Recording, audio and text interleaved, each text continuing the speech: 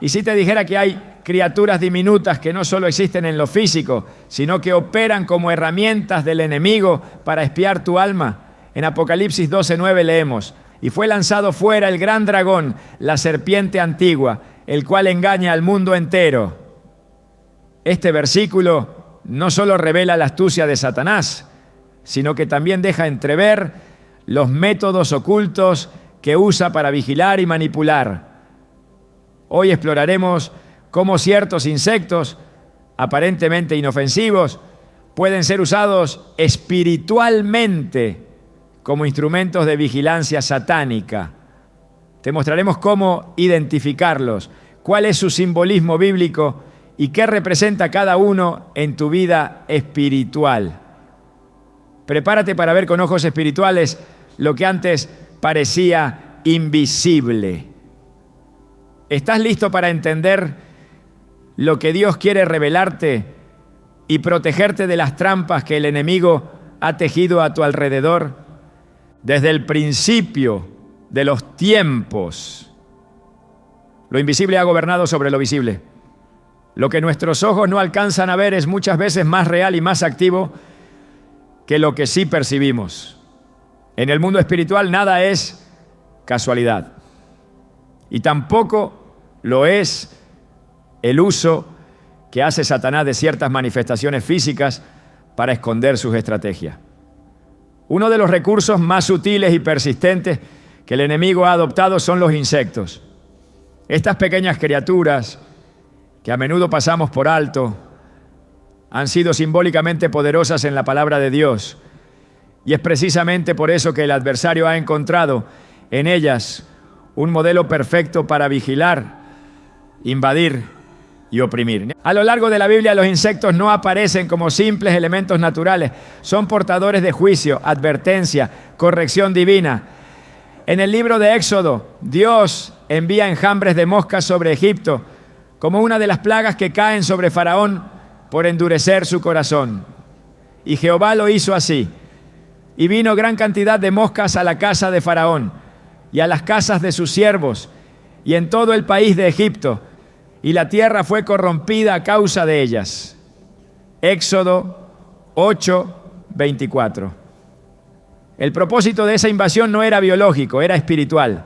Las moscas no eran simplemente molestia, eran símbolo de descomposición moral, de juicio, de advertencia. Dios las usó para despertar el arrepentimiento, pero el corazón de Faraón permaneció obstinado. Ahora bien, si Dios usó insectos para alertar, disciplinar y manifestar su autoridad, no es lógico pensar que Satanás, imitador y distorsionador de todo lo que Dios hace, utilice también estos símbolos como parte de sus armas de ataque. El enemigo no crea nada nuevo. Lo que hace es pervertir lo que ya ha sido establecido por el Creador. Donde Dios coloca un símbolo de corrección, Satanás instala una herramienta de opresión. Donde Dios pone una señal de advertencia, el diablo introduce una trampa invisible. Por eso muchos creyentes no comprenden por qué ciertos patrones se repiten en su vida espiritual. Por qué, a pesar de orar, siguen sintiendo la misma inquietud, el mismo ruido mental, la misma opresión que aparece sin razón. No se trata de simple cansancio. No siempre es ansiedad común. En muchos casos son síntomas de una vigilancia espiritual que se ha instalado como un enjambre, silenciosa pero constante. Así como una mosca no te hiere físicamente, pero puede volverse insoportable al revolotear cerca de tu oído, de la misma manera el enemigo utiliza sus propias moscas espirituales para perturbar tu paz y estudiar tus reacciones. Él no se muestra con cuernos y tridente. Se disfraza de susurros, de molestias, de pensamientos repetitivos, de interrupciones que parecen pequeñas pero que juntas forman un patrón de vigilancia espiritual. Hay quienes se preguntan por qué justo antes de tomar decisiones importantes experimentan una confusión anormal.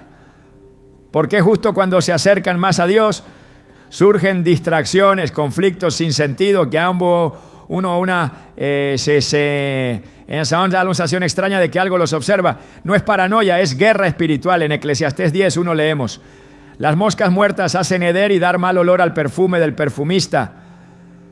Así una pequeña locura al que es estimado como sabio y honorable. Este versículo revela algo profundo. Lo pequeño puede arruinar lo precioso.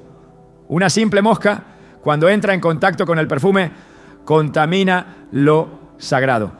Eso es exactamente lo que hace el enemigo con sus estrategias de insectos espirituales. Introduce lo mínimo, lo imperceptible, para dañar lo que Dios está construyendo en ti. No se trata de temer a los insectos como tales, sino de comprender el principio espiritual detrás de ellos. Así como los profetas veían visiones con simbolismos celestiales, también es posible que algunos signos en nuestra vida cotidiana estén señalando algo más profundo. Recordemos que Dios se comunicaba con sus siervos a través de imágenes, parábolas, elementos de la creación. En el libro de Joel, el profeta declara: lo que quedó de la oruga comió el saltón, y lo que quedó del saltón comió el revoltón, y la langosta comió lo que del revoltón había quedado. Joel 1:4. Esta cadena de destrucción, protagonizada por insectos, representa una secuencia de pérdidas, de ataques cíclicos que afectan al pueblo de Dios. El mensaje es claro: cuando el enemigo ataca, no lo hace de una sola forma. Viene por oleadas y a veces lo hace usando figuras que el espíritu debe discernir más allá de lo literal. En este sentido es crucial entender que hay insectos que en el plano espiritual representan formas específicas de vigilancia satánica.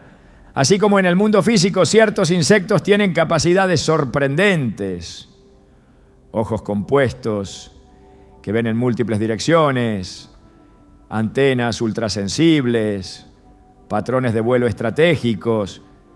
En el plano invisible, estas características se traducen en observadores demoníacos asignados para registrar, imitar, interrumpir o debilitar nuestras vidas.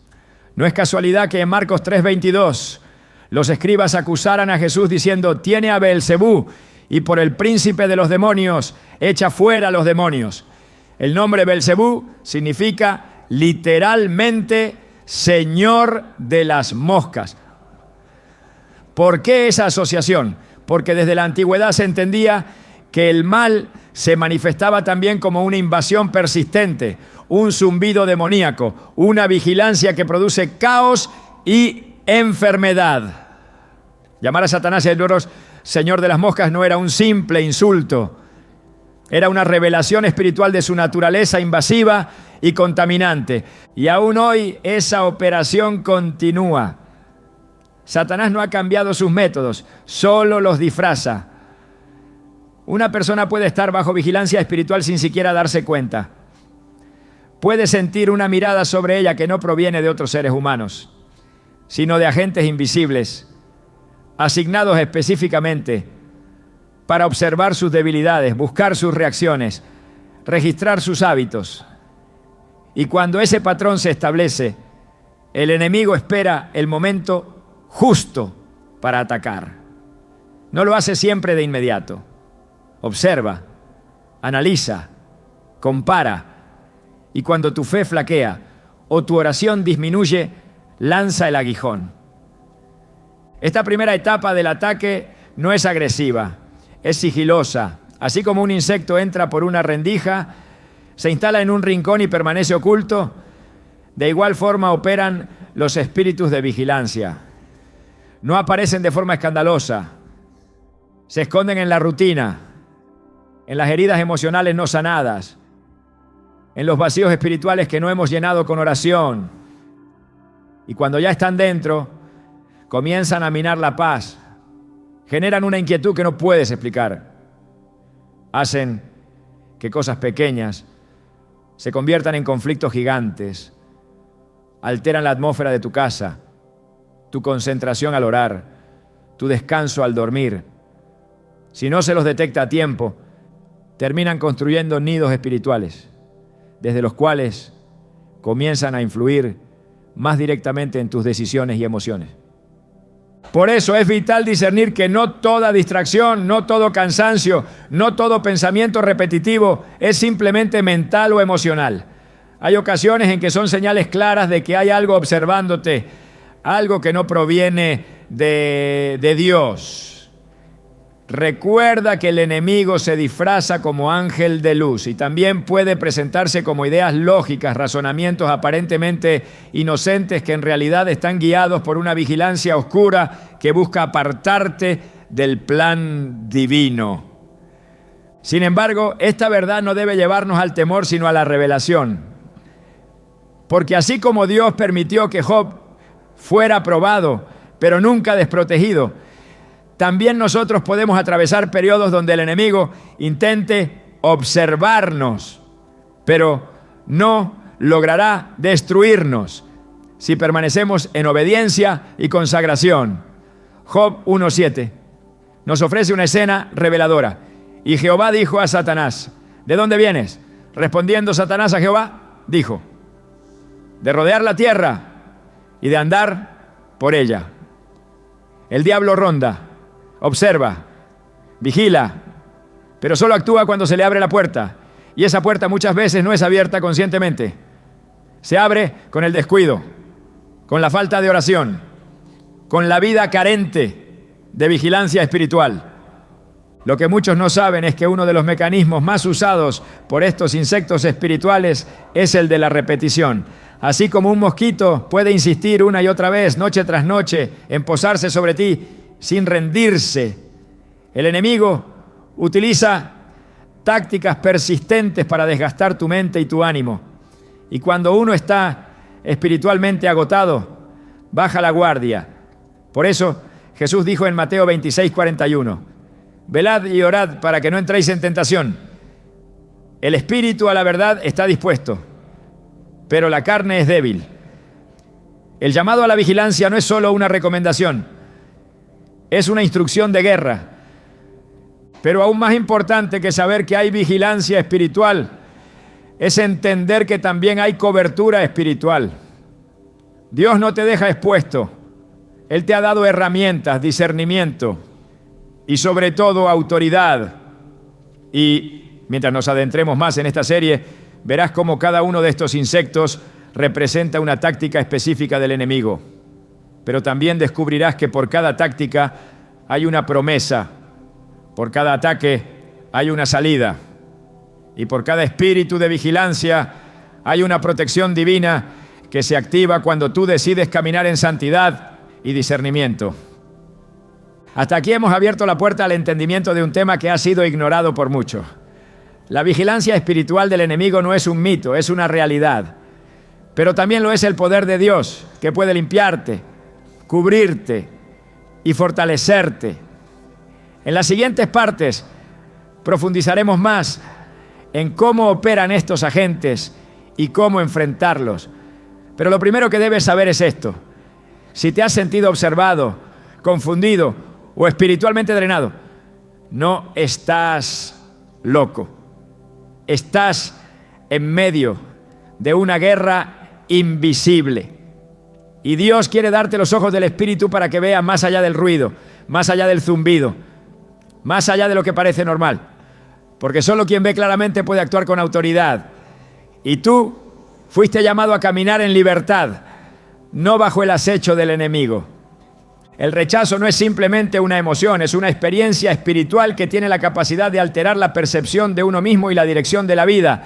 No es un accidente que aparezca en momentos decisivos, ni es casual que se repita justo cuando parece que uno está por dar un paso de crecimiento. El enemigo entiende que el rechazo es una de las herramientas más eficaces para frenar un llamado, destruir una identidad o sembrar una herida que impida avanzar. Sin embargo, la palabra de Dios revela que aquello que fue usado para humillar puede transformarse en la base de un propósito más alto, y que el deseo de Dios es que cada herida se convierta en plataforma, no en cadena. Desde el principio de la historia bíblica vemos cómo el rechazo aparece como una constante en la vida de los escogidos. No es una señal de inutilidad, sino una evidencia del llamado. José fue rechazado por sus propios hermanos, no por ser que era, no por lo que soy, sino por lo que representaba. Su túnica, su visión, su favor con el Padre eran suficientes para que el corazón de sus hermanos se volviera en su contra. Génesis 37:4 lo dice con claridad.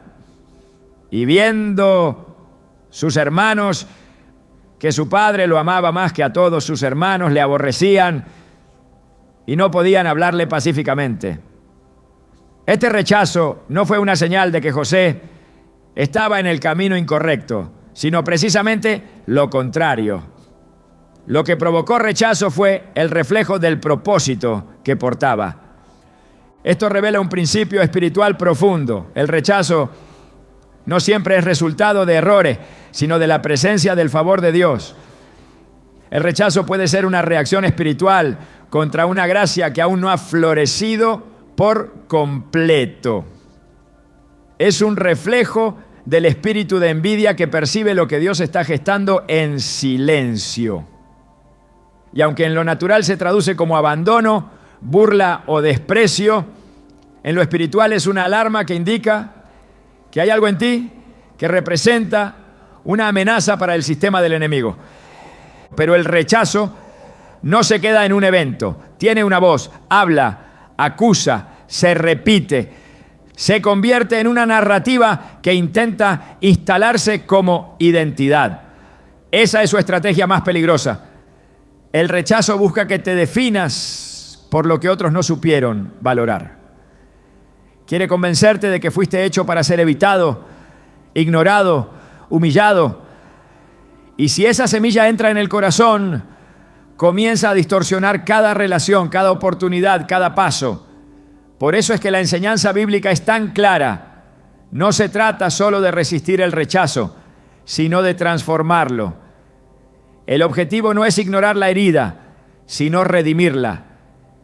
Isaías 53 describe a Jesús como alguien que también fue rechazado, despreciado y desechado entre los hombres, varón de dolores, experimentado en quebranto, y como que escondimos de él el rostro.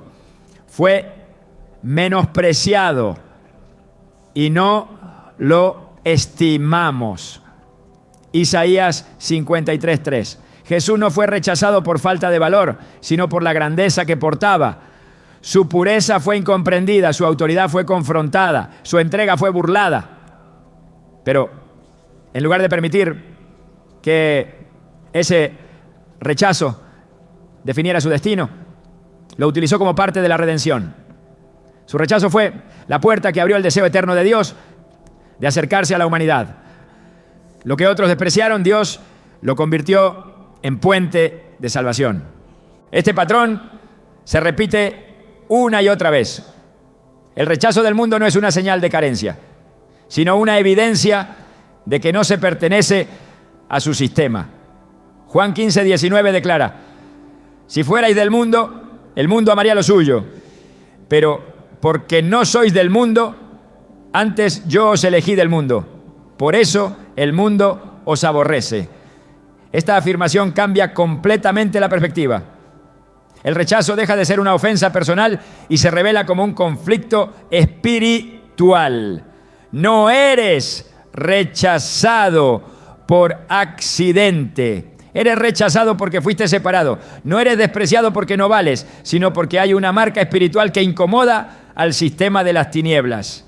Ahora bien, el propósito de Dios no es simplemente consolar al rechazado, es transformarlo en deseado. Esa es la verdadera enseñanza bíblica. No solo sobrellevar el desprecio, sino convertirlo en evidencia de una elección divina. La historia de David es una muestra poderosa de este principio. Cuando el profeta Samuel llega a la casa de Isaí para ungir al nuevo rey, David ni siquiera es invitado a la ceremonia. Su propio padre no lo consideró digno de estar entre los candidatos. Sin embargo, Dios lo vio. Y cuando Samuel pregunta si hay otro hijo, Isaí responde casi con indiferencia: queda aún el menor que apacienta las ovejas. 1 Samuel 16:11. Pero ese que fue dejado fuera era el elegido por Dios, porque el deseo de Dios no se rige por criterios humanos. Donde otros ven irrelevancia, Él ve un rey. Y este es el corazón de la transformación espiritual que se enseña en la Escritura. El rechazo es temporal, el deseo de Dios es eterno, el abandono es humano, la elección es divina. Y cuando esa verdad penetra el alma, ya no se camina con la cabeza baja ni con el corazón en fragmentos.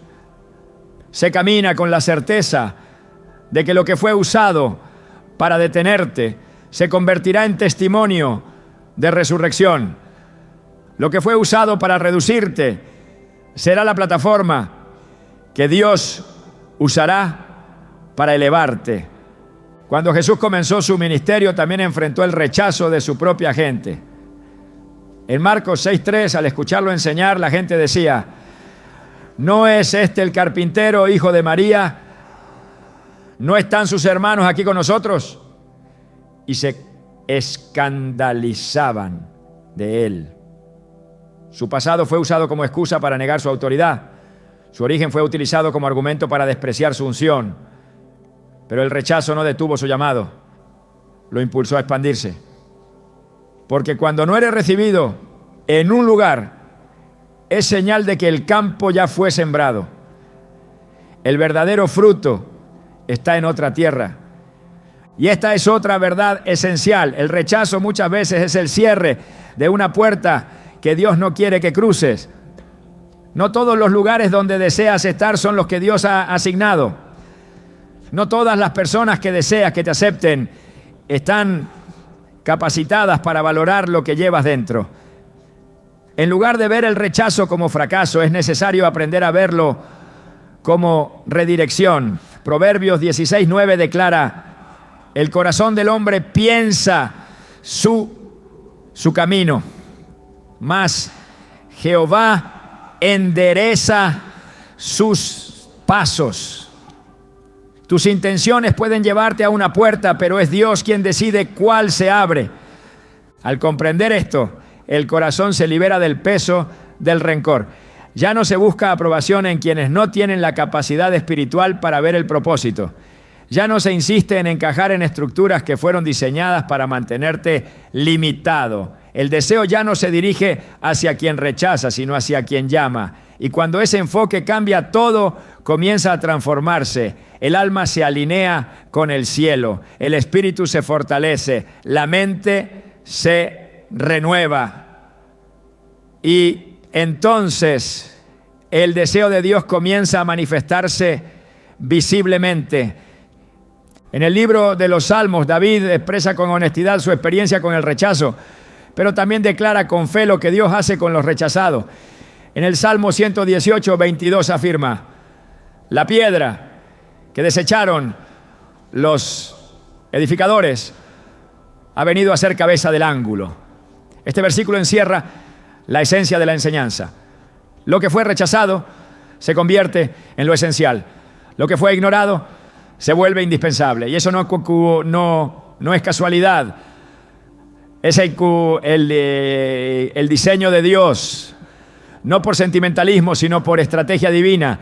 Porque solo quien ha sido rechazado puede abrazar con misericordia. Solo quien ha sido excluido sabe cómo incluir. Solo quien ha sido herido por desprecio puede sanar a los que aún viven bajo su sombra. La enseñanza bíblica no es simplemente soportar el rechazo con paciencia. Es permitir que Dios lo use como herramienta de formación. Porque el rechazo también pule, elimina la necesidad de aprobación humana, rompe la dependencia emocional, arranca las raíces del orgullo y hace espacio para una identidad basada únicamente en la voz de Dios. En Romanos 8:33-34 se lee: ¿quién acusará a los escogidos de Dios? Dios es el que justifica. ¿Quién es el que condenará? Este pasaje es un escudo espiritual. No importa quién te rechace, si Dios te ha justificado. No importa quién te ignore, si el cielo ya te ha elegido. Así el alma deja de anhelar aceptación en lugares donde fue rechazada y empieza a desear estar donde la voluntad de Dios florece. El deseo se purifica, ya no se orienta hacia los elogios humanos, sino hacia la gloria de Dios. Ya no busca pertenecer a un grupo, sino agradar al Padre. Y ese cambio de deseo produce una transformación interna que ninguna crítica puede destruir. Este proceso no es instantáneo, pero es posible y es poderoso, porque cuando lo que antes dolía ya no tiene poder, se produce libertad. Cuando lo que antes desanimaba ya no paraliza, se produce crecimiento. Cuando lo que antes causaba vergüenza se convierte en fuente de revelación, se produce propósito. Esa es la transformación que enseña la palabra. No una simple superación emocional, sino una resurrección espiritual. De lo que otros desecharon, Dios hará lo deseado. De lo que fue causa de llanto, Él hará fuente de alegría. De lo que fue desprecio, Él hará corona. Y todo comienza con una decisión: dejar que el rechazo ya no tenga la última palabra. Elegir creer que el deseo de Dios es más fuerte que cualquier señal de abandono. Reconocer que cada puerta cerrada no es el fin, sino el principio de una dirección más alta. Porque el que fue rechazado por los hombres fue exaltado por Dios. Y ese mismo patrón se repite en todos los que están dispuestos a rendirse a su voluntad, a confiar en su proceso y a abrazar su propósito. Hay sonidos que perturban más que un grito, un zumbido insistente, constante, que se cuela en el oído sin pedir permiso. Tiene la capacidad de alterar el equilibrio de quien lo escucha. Así es como opera el enemigo cuando quiere destruir desde dentro.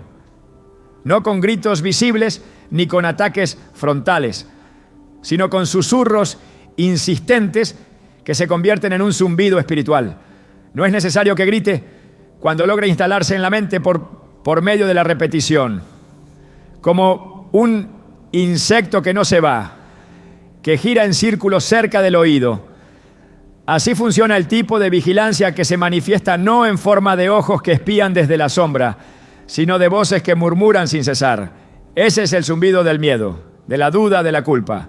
Es la voz invisible que no proviene de Dios, pero que pretende hablar con autoridad sobre tu vida. En el ámbito espiritual, las palabras no solo se oyen, también se sienten. El alma tiene oídos y lo que recibe puede marcar la dirección de tus decisiones. Por eso uno de los modos más sutiles con los que el enemigo vigila es mediante pensamientos que no parecen amenazas, no, sino reflexiones internas, pero en realidad no son tuyas. Son intrusiones, imágenes, frases, ideas que aparecen sin haber sido buscadas, sensaciones que se instalan sin origen claro. No se trata de una imaginación activa, sino de una estrategia invisible.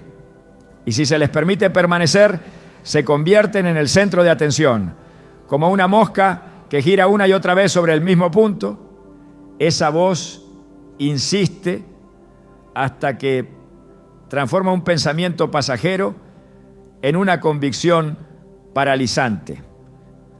La culpa es una de las armas favoritas de esta vigilancia satánica. No la culpa que lleva al arrepentimiento, sino la que paraliza, la que acusa después de haber sido perdonado, la que insiste en recordarte lo que Dios ya echó al fondo del mar. En Apocalipsis 12:10 se describe al diablo como el acusador de nuestros hermanos, el que los acusaba delante de nuestro Dios día y noche. No cesa, no duerme, no interrumpe su vigilancia. Sabe que si logra que su zumbido resuene más que la voz del Espíritu, el creyente comenzará a caminar con peso, a orar con duda, a servir con temor. Esa es su intención. No destruir de un golpe, sino debilitar por desgaste. Convertir el corazón en terreno inseguro, donde cada paso esté contaminado por la incertidumbre de si realmente Dios está contigo. Pero la Escritura no guarda silencio ante esta forma de ataque. Isaías 54:17 declara con firmeza: ninguna arma forjada contra ti prosperará, y condenarás toda lengua que se levante contra ti en juicio. Aquí no solo se habla de armas físicas. Las armas pueden ser palabras, acusaciones, pensamientos venenosos, disfrazados de conciencia. Toda lengua que se levanta, toda voz que intenta acusar después del perdón, es condenada por la justicia divina. Esa palabra tiene poder porque recuerda que el juicio final no pertenece al enemigo, le pertenece al Dios que justifica. Cuando el enemigo instala su zumbido en la mente, también introduce patrones. Lo que comienza como un pensamiento suelto se transforma en una frecuencia. La persona afectada empieza a esperar el rechazo antes de que ocurra. Interpreta los silencios como señales de abandono. Confunde corrección con condena. El enemigo no necesita estar presente físicamente para operar. Basta con que una idea suya haya sido sembrada en la mente de alguien para que esa persona comience a vigilarse a sí misma desde los parámetros del miedo y no de la gracia. Así se crea una vigilancia interna donde ya no hace falta un demonio observador, porque la mente ha sido programada para la autoacusación.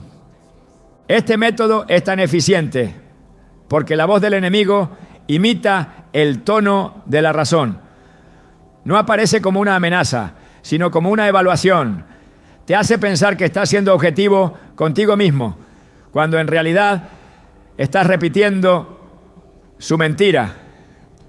En 2 Corintios 10:5, el apóstol Pablo exhorta a derribar argumentos y toda altivez que se levanta contra el conocimiento de Dios y llevar cautivo todo pensamiento a la obediencia a Cristo. La mente es un campo de batalla y cada pensamiento que no se somete a la verdad bíblica puede convertirse en un agente del enemigo. No importa si parece justo o lógico, si no edifica, si no se alinea con la palabra, si no conduce a la paz que sobrepasa el entendimiento, no viene de Dios. El enemigo no puede controlar tu mente, pero sí intenta instalarse en ella, como un mosquito que no entra por la puerta principal, sino por una rendija apenas visible. No busca el enfrentamiento, sino la distracción. Si logra desviar tu enfoque hacia la culpa o el miedo, ya no necesita atacarte de frente. Solo necesita que dejes de mirar a Cristo y empieces a observarte a ti mismo desde el lente del error. Y esa es una de las formas más eficaces de vigilancia espiritual, el autoenfoque. Cuando tu atención está fija en ti mismo, ya no ves la obra que Dios está haciendo. Y cuando pierdes de vista su gracia, caes en el terreno fértil para la manipulación del enemigo. El Salmo 32:5 nos recuerda el poder del perdón auténtico. Mi pecado te declaré y no encubrí mi iniquidad. Dije, confesaré mis transgresiones a Jehová, y tú perdonaste la maldad de mi pecado. Cuando el perdón es verdadero, la culpa no tiene más autoridad. Pero si la voz del enemigo logra reactivar el peso del pasado, entonces el alma comienza a vivir como si no hubiera sido liberada. Y ese es su objetivo: hacerte vivir como esclavo después de haber sido redimido. Hay quienes, aunque oran, sienten que algo no les permite avanzar. Aunque cantan, no experimentan gozo. Aunque sirven, no sienten libertad. No es falta de fe, es presencia de interferencia. La vigilancia espiritual del enemigo puede expresarse en estas formas sutiles pero constantes. Un pensamiento repetitivo que insiste en lo mismo, una imagen que vuelve una y otra vez, una sensación de que Dios está distante, cuando en realidad Él nunca se ha movido. Estas son señales de que hay un zumbido espiritual activo. Y como todo zumbido, no cesará hasta que sea silenciado por una autoridad superior. La respuesta no es esforzarse más, ¿no?, sino rendirse más. La lucha no se gana gritando, sino creyendo. No se resuelve intentando acallar el pensamiento por la fuerza, sino llenando la mente con la palabra que no vuelve vacía. Filipenses 4:8. Instruye con precisión todo lo que es verdadero, todo lo honesto, todo lo justo, todo lo puro. En esto pensad. Este versículo no es una sugerencia de positividad, es una estrategia espiritual para neutralizar el zumbido del enemigo. Pensar lo correcto es una forma de guerra. Dirigir intencionalmente el foco hacia lo que edifica, fortalece y sana es parte del escudo de la fe que apaga los dardos del maligno. Cuando una mente se somete a la verdad de Dios, el enemigo pierde acceso, porque ya no puede anidar su zumbido en un terreno sellado. Ya no puede insertar pensamientos en una mente ocupada por la presencia de Cristo. Y ese es el punto de inflexión. Cuando lo que antes era un canal de vigilancia se convierte en territorio consagrado. Donde había confusión, ahora hay claridad. Donde había acusación, ahora hay justificación. Donde antes la mente era una habitación abierta, ahora es un altar. El enemigo no deja de intentarlo, pero quien ha entendido esta dimensión ya no cede. El discernimiento crece. La voz que antes parecía interna es reconocida como externa. Y cuando eso ocurre, la autoridad espiritual se activa. Ya no se acepta todo pensamiento como propio. Ya no se permite que el pasado tenga voz en el presente. Ya no se le concede espacio al miedo en medio de la paz, porque la paz no es solo una emoción, es una presencia. Y cuando la paz de Dios gobierna la mente, el enemigo huye. No porque se rinda, sino porque no puede permanecer donde hay luz. La vigilancia satánica mediante el zumbido emocional y espiritual es una de las estrategias más persistentes, pero no es invencible. Su poder radica en el consentimiento, solo tiene fuerza cuando se le permite entrar. Solo tiene presencia donde no hay oposición. Pero cuando el creyente levanta la voz de la verdad, la frecuencia cambia, el zumbido se interrumpe, la atmósfera se limpia y lo que antes era tormento se convierte en testimonio. Así, la mente se convierte en instrumento de revelación, no de confusión. La voz interior se alinea con la del espíritu, no con la del acusador. Y el alma vuelve a encontrar descanso. Porque el verdadero descanso no está en la ausencia de conflicto, sino en la presencia de certeza. Y esa certeza viene de saber que ninguna voz ajena puede opacar la voz del pastor. Jesús dijo en Juan 10:27, mis ovejas oyen mi voz y yo las conozco y me siguen. Esa promesa es una declaración de cobertura. No importa cuántos zumbidos intenten interferir. La voz del Señor siempre será más clara para el corazón que decide seguirlo. Hay lugares que no necesitan palabras para hablar. Basta entrar en ellos y el ambiente revela lo que sucede en lo invisible. Se siente la pesadez. El aire está cargado, la mente se dispersa y el corazón se inquieta sin una razón concreta. Son entornos donde la atmósfera ha sido invadida, no por lo visible, sino por una presencia que no pertenece a la luz. No toda contaminación es física. Hay suciedad que no se ve, pero que se manifiesta en el alma. Y allí, en esos espacios donde se ha tolerado lo impuro, es donde los insectos espirituales encuentran su hábitat natural. No necesitan invitación directa, solo una atmósfera que les sea familiar. Cuando el ambiente está corrompido por lo carnal, por lo oculto, por lo negligido espiritualmente, el enemigo encuentra un terreno fértil para multiplicar su vigilancia. Así como los insectos naturales se sienten atraídos por lo podrido, por lo que no ha sido limpiado, por lo que ha quedado expuesto demasiado tiempo, así también los agentes del enemigo son atraídos por aquellas áreas del alma donde no habían habido renovación, donde la herida se ha vuelto costumbre, donde el pecado se ha escondido en la rutina. No se trata de un acto escandaloso. Muchas veces basta con la omisión de lo santo para que lo impuro se instale. La vigilancia espiritual que opera mediante estos insectos no requiere grandes portales. Le basta una rendija abierta por descuido. En Ezequiel 8 se nos muestra una visión en la que el profeta es llevado por el Espíritu a ver lo que ocurría en el templo, no en su fachada, sino en sus cámaras secretas. Allí en los lugares ocultos, los ancianos de Israel ofrecían culto a imágenes detestables, creyendo que nadie los veía. Pero el Señor le dice al profeta: ¿has visto, hijo de hombre, lo que hacen en oculto los ancianos de la casa de Israel, cada uno en sus cámaras pintadas? Porque dicen: no nos ve Jehová. Jehová ha abandonado la tierra. Ezequiel 8:12. Este pasaje expone el corazón de esta parte del conflicto. Hay espacios interiores, personales, familiares, incluso espirituales, donde se permite que lo profano coexista con lo sagrado. Y en ese terreno nace la vigilancia demoníaca. Satanás no necesita permiso cuando hay suciedad que no se ha limpiado. Lo que no se purifica se pudre. Y lo que se pudre atrae.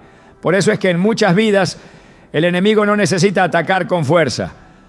Solo necesita que no se remuevan ciertas cosas. Que se mantenga la conversación sin confrontación.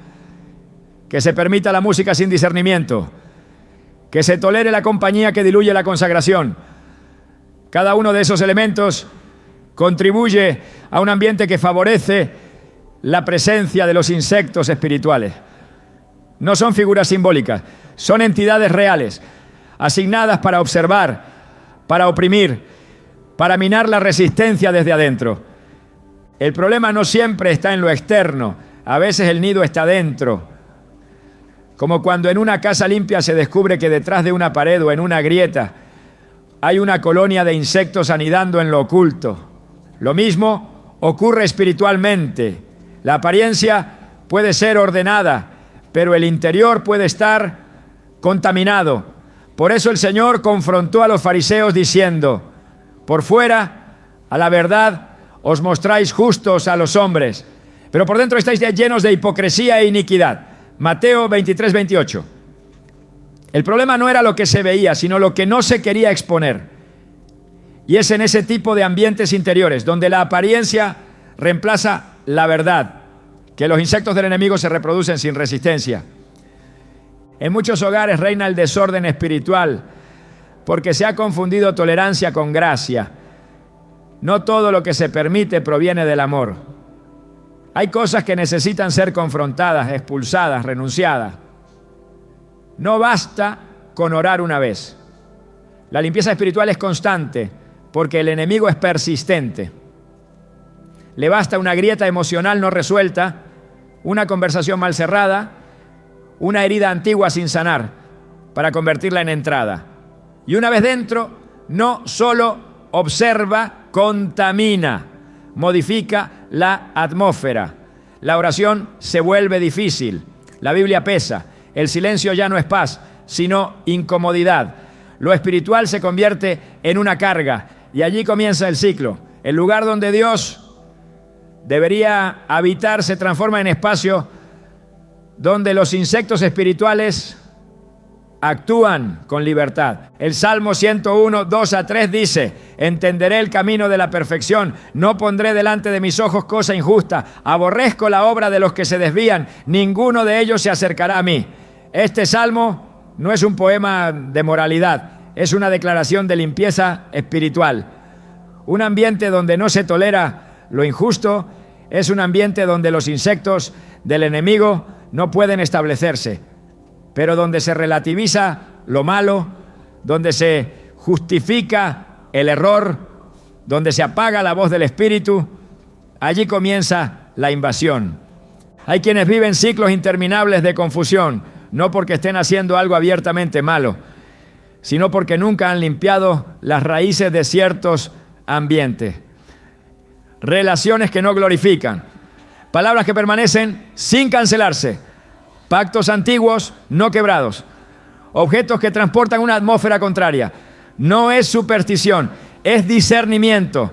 No todo lo que se permite es inocente. Deuteronomio 7:26 lo advierte con fuerza. Y no traerás cosa abominable a tu casa, para que no seas anatema. Del todo la aborrecerás y la abominarás, porque es anatema. La casa representa también la vida interna. Lo que se tolera en lo secreto eventualmente contamina lo visible. El enemigo es paciente, no siempre se manifiesta de inmediato. Puede permanecer oculto, desarrollando su presencia lentamente, como un insecto que pone huevos donde nadie lo ve. Su vigilancia crece cuando no se le enfrenta, pero cuando la luz entra, la actividad cesa. Cuando la palabra penetra, lo oculto se expone. Y lo que parecía normal se revela como extraño. Esa es la función del Espíritu Santo. No simplemente consolar, sino revelar. No solo acompañar, sino limpiar. No basta con pedir su presencia. Es necesario cederle el control del ambiente, porque su presencia no cohabita con lo que es contrario a su naturaleza. La limpieza espiritual no es un ritual, es una postura. Es un estado permanente de alerta donde se evalúa lo que entra, lo que se queda y lo que necesita salir. No desde el miedo, sino desde la conciencia de que el enemigo observa lo que se le permite. Jesús dijo en Juan 14:30, viene el príncipe de este mundo y él nada tiene en mí. Esa es la meta, que cuando el enemigo intente inspeccionar, no encuentre nada que le pertenezca. Ni rencor, ni desobediencia, ni espacio sin perdón, nada. Porque un lugar limpio espiritualmente es territorio inaccesible para la vigilancia demoníaca. A veces no se necesita hacer algo nuevo, sino dejar de tolerar lo viejo. No se trata de buscar lo oculto con obsesión, sino de dejar que la luz haga su trabajo. Efesios 5:13 dice, mas todas las cosas, cuando son puestas en evidencia por la luz, son hechas manifiestas, porque la luz es lo que manifiesta todo. No hay insecto espiritual que resista la exposición de la palabra. No hay vigilancia demoníaca que permanezca donde la atmósfera está saturada de adoración, de verdad, de pureza, porque donde el Señor habita, el enemigo huye. Donde hay santidad, hay autoridad. Y donde hay autoridad, no hay vigilancia ajena que prevalezca. Esta parte del conflicto no se resuelve solo con ayuno, ni solo con reprensión. Requiere revisión, examen, discernimiento, escuchar lo que no se dice, identificar lo que se ha normalizado y sobre todo tener la valentía de sacar lo que ha sido tolerado. La limpieza es un acto profético. Cada cosa que se elimina en lo físico tiene una consecuencia en lo espiritual. Cuando se cierra la puerta a una música, a una conversación, a un recuerdo contaminado, no se está simplemente organizando, se está declarando: este ambiente no es terreno del enemigo, este corazón es altar, esta casa es del Señor. Y cuando esa convicción se establece, el enemigo no puede reproducir su vigilancia, porque sus insectos necesitan podredumbre para multiplicarse, necesitan desorden, necesitan oscuridad, pero cuando la luz lo llena todo, cuando la oración lo cubre todo, cuando la obediencia es constante, no hay nido que sobreviva. Todo lo que es del enemigo se seca. Todo lo que fue plantado en la noche se arranca con la luz del día. Y la atmósfera vuelve a ser espacio de presencia divina. Hay pensamientos que no llegan desde dentro, aunque parezcan propios. Ideas que se arrastran silenciosamente en el alma, que se instalan con una familiaridad engañosa, como si siempre hubieran estado allí. Esa es una de las formas más refinadas en las que la vigilancia espiritual opera, introduciendo conceptos que no provienen del espíritu, sino de una contaminación invisible en el sistema de pensamiento. Así como algunos insectos depositan sus huevos dentro de una hoja sin que nadie lo note hasta que la plaga brota, el enemigo siembra conceptos, dudas y patrones que nacen después como resultado de una incubación silenciosa. Cuando el alma no discierne el origen de una idea, empieza a vivirla como si fuera verdad. La mente se convierte entonces en un campo abierto donde el enemigo observa sin ser visto y construye sin ser confrontado. La estrategia no es forzar pensamientos destructivos desde el inicio, sino sembrar preguntas. ¿Será cierto que Dios dijo? Esa fue la pregunta original que la serpiente lanzó en el Edén y sigue siendo el modelo principal de infiltración. La vigilancia comienza con una interrupción imperceptible en la confianza. La certeza de lo que Dios dijo empieza a debilitarse. La promesa se vuelve confusa. La instrucción pierde peso.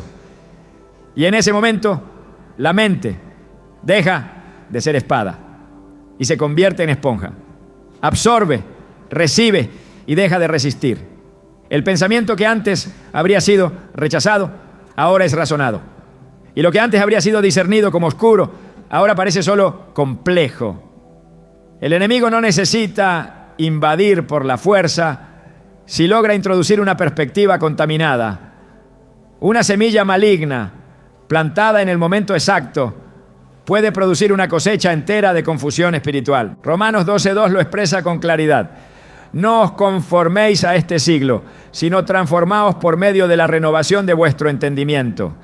La transformación espiritual no comienza con un milagro visible, sino con una purificación invisible en la manera de pensar.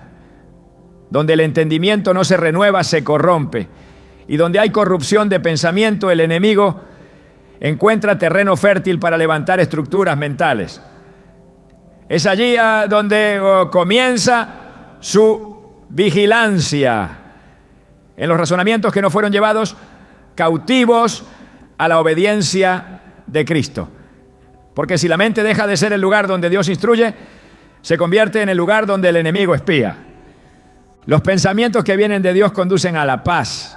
No porque sean fáciles, no, sino porque establecen orden, producen claridad, dirigen hacia la obediencia.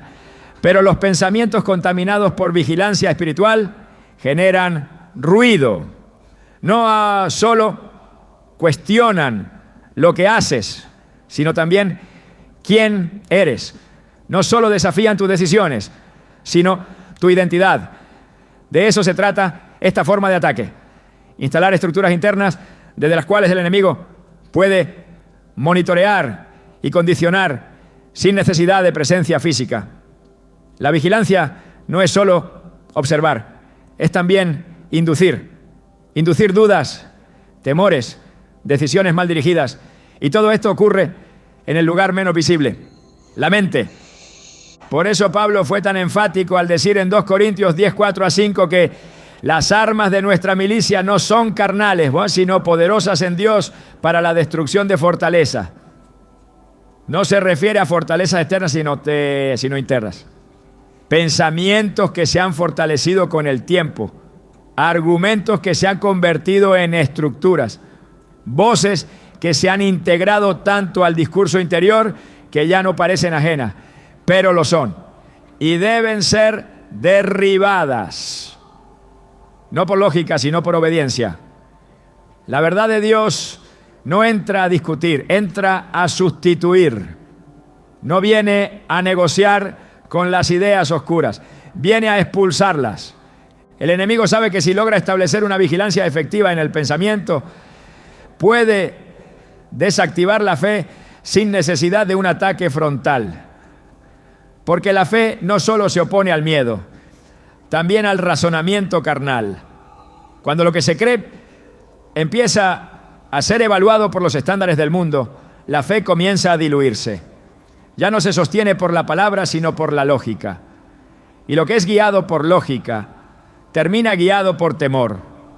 Así se instala el control satánico sobre el pensamiento, reemplazando el espíritu por la razón, la obediencia por la conveniencia, la verdad por la duda disfrazada de sabiduría.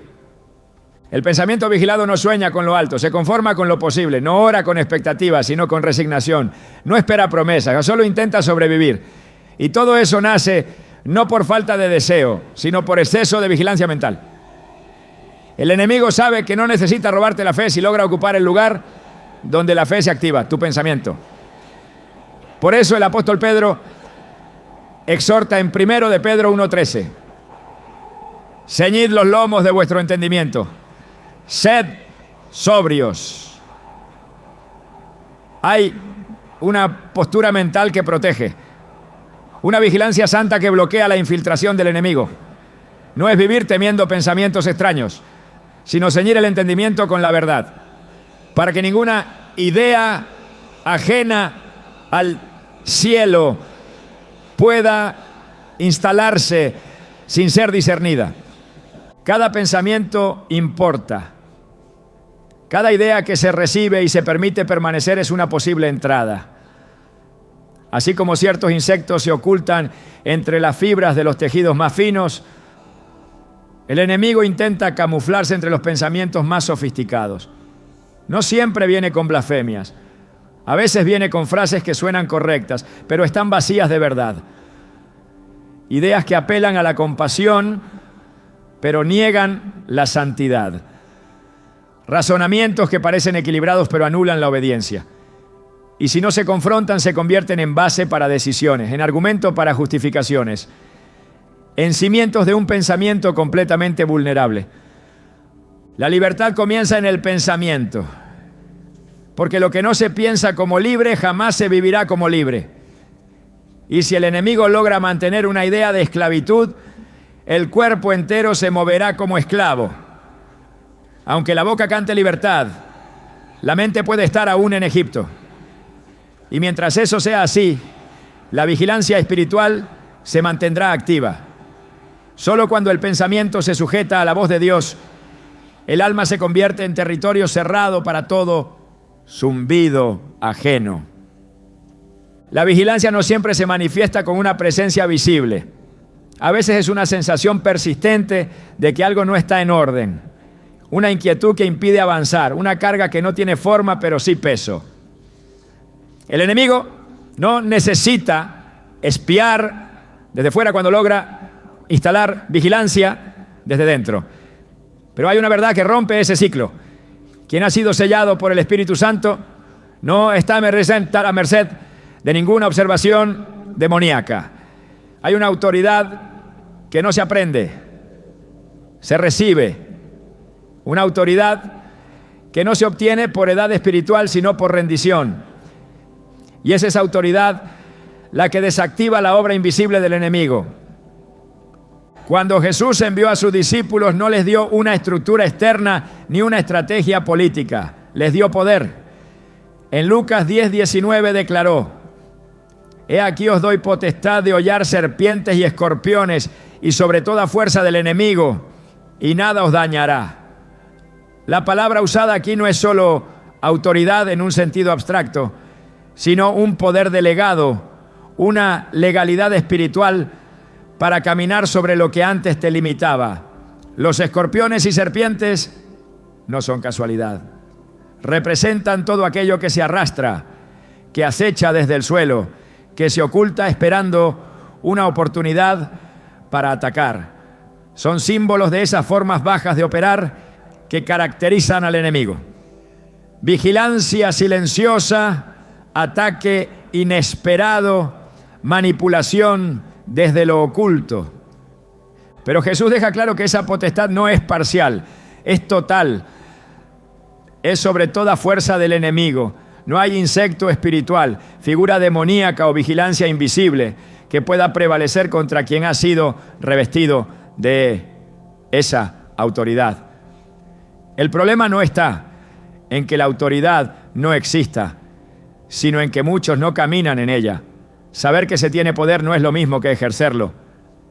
La vigilancia satánica persiste donde la autoridad no se activa, donde el creyente se limita a resistir, pero no reprende, donde hay conocimiento bíblico, pero no convicción espiritual, donde se ora por protección, pero no se camina con dominio.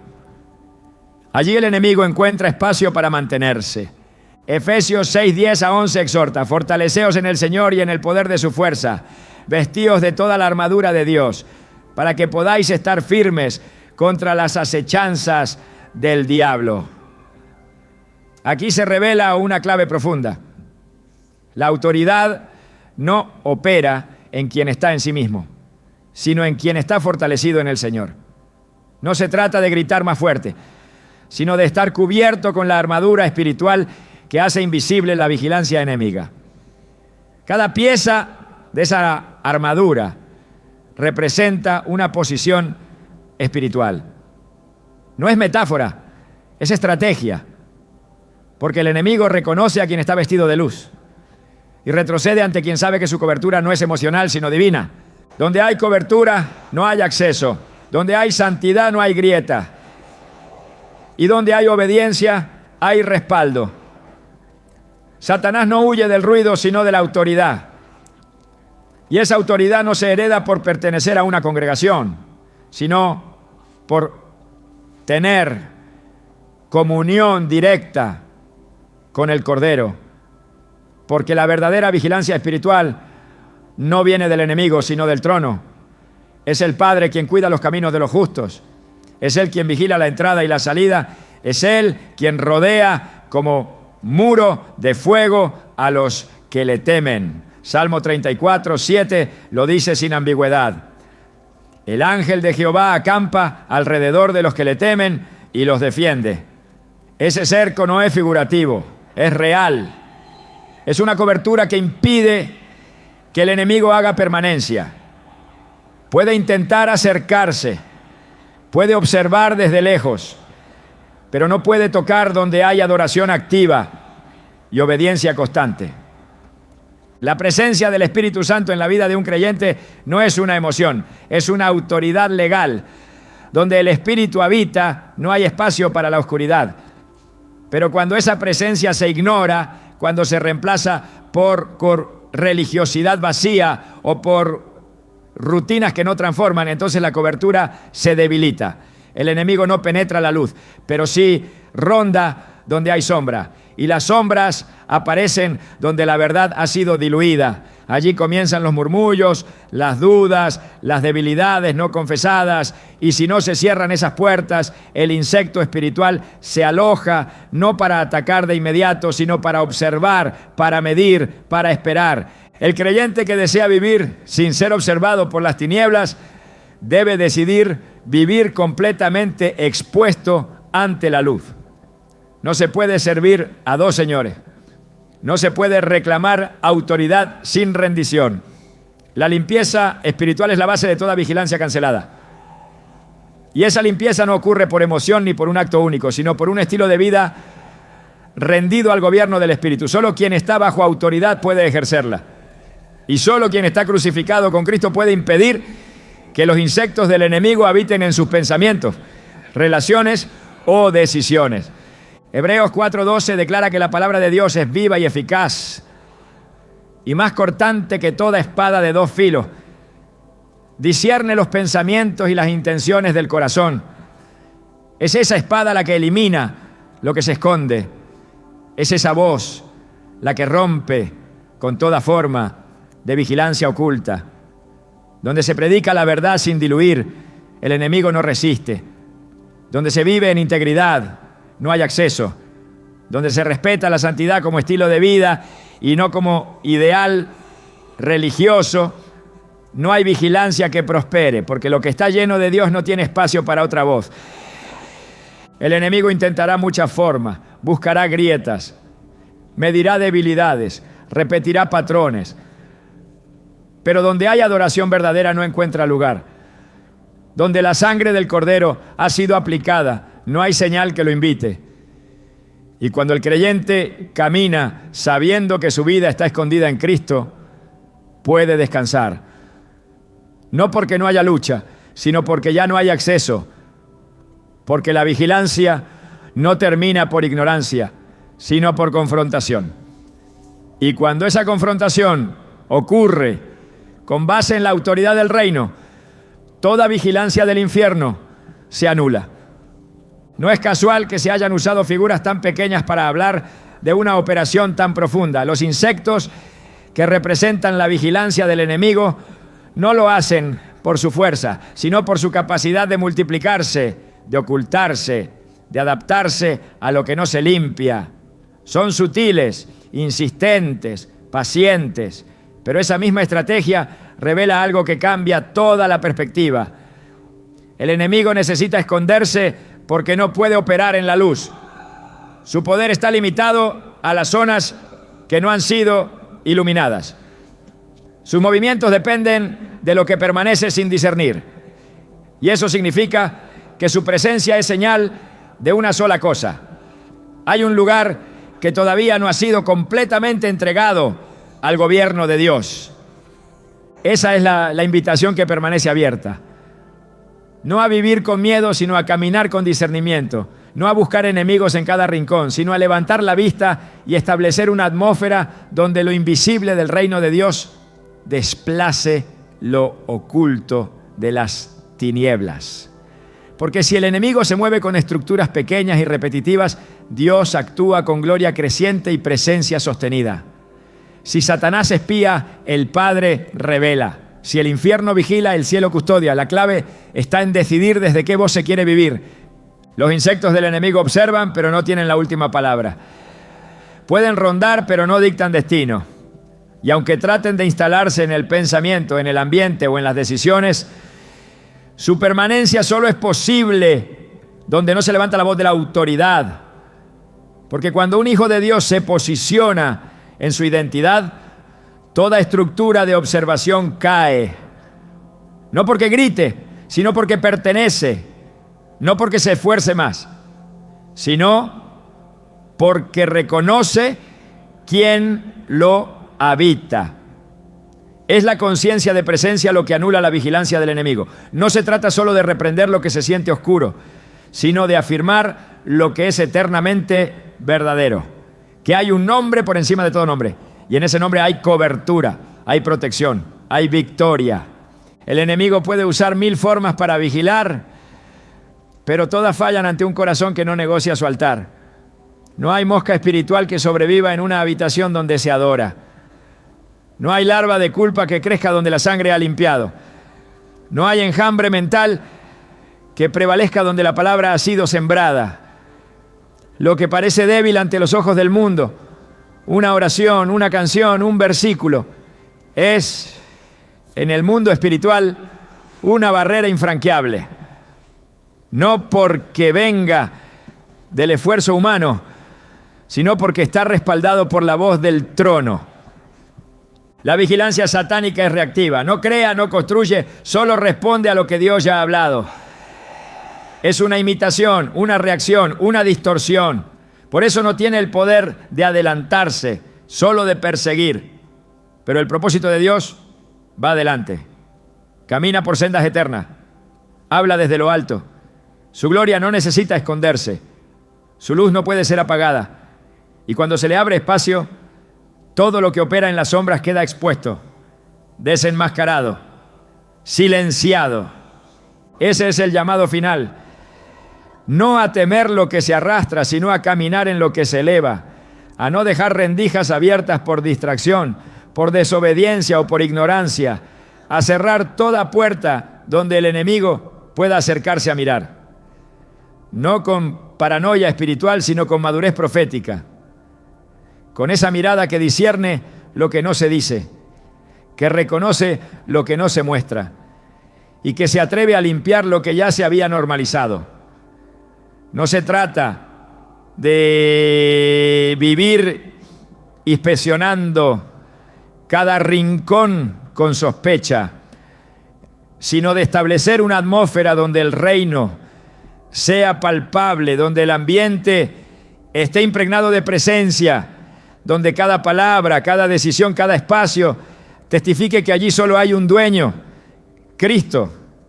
Porque cuando Dios habita, el enemigo observa desde lejos, pero no entra. Cuando el Espíritu gobierna, las tinieblas rondan, pero no encuentran grietas.